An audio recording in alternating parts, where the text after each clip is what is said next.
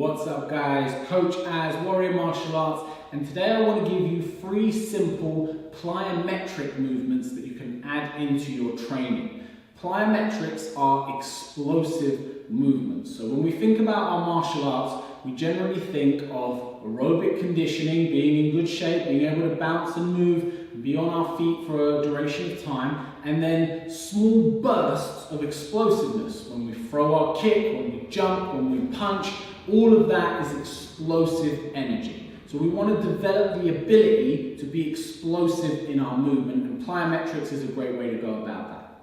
The beauty of plyometrics is it requires absolutely no equipment. We can do it with just our body weight and a little bit of space. So here's 3 basic ones, and you can incorporate these in at the end of your strength and conditioning sessions, or at the end of your training or beginning of your training as part of your warm-up. What I will say is make sure you warm up properly before trying these, because they're explosive. If our muscles aren't warm, we've got a good chance of pulling a muscle or tearing something, and we don't want that. That's going to set us back. So let's get straight into it. The first of our movements is going to be a squat jump. Okay? Most of you will be familiar with what a squat is, and of course the squat is where we come down with the legs and then we explode and we come back up. Squat jump, once we get down to the bottom part of that movement, I want you to explode up into the air. Now I've got relatively low ceilings here, so I'll apologise if I don't go all out, or maybe in the bloopers. From here, squatting down, slow and controlled, and from here, exploding up through the legs and up into the air. Make sure when you land with what we call soft knees. So don't land pinned straight on your legs, because you're going to shoot all that force down through your joints and you're going to wreck your knees. Nice and relaxed on the landing like a spring. From here, squatting down and exploding up.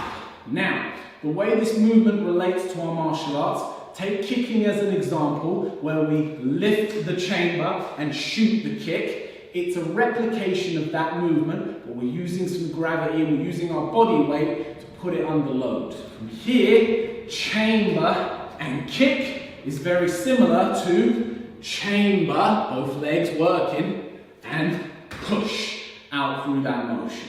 Okay. The second movement, we're going to do a jumping lunge. So from here, I'm going to take one leg in front, I'm going to take the other leg behind, and I'm going to go down onto one knee. From here, this one is up on the toe. I'm going to project myself up into the air, and whilst up there, I'm going to try and switch the feet to the opposite stance. So from here, push up and switch. Push up and switch. Don't be tempted to put your hand on your leg. We're not trying to push ourselves up. We're trying to let the legs do all the work. If anything, maintain your guard. Keep your guard. From here, push and switch. Push and switch.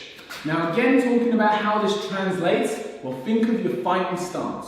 One foot in front of the other. And if I wanted to drive forward and attack with my hands, if I wanted to pull backwards to counter you, that kind of motion is that explosive thing from a stance, okay? So the lunge position really replicates that movement out of a stance. Even things like bringing your leg up and round to kick, if we think about it, it's coming from this lunge, and then it's bringing that leg up and round. Or coming from that lunge, bringing it up, round, and down. Okay, so far, the 2 we've looked at is all forward motion. Yeah, the squat through the center, the lunge through the center. We want to work a little bit on the horizontal as well. So for this one, get to the side of your space, so you've got a bit of room to either side.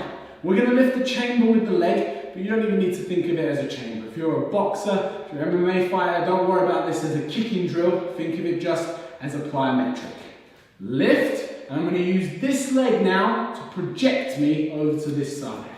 Here to here, land.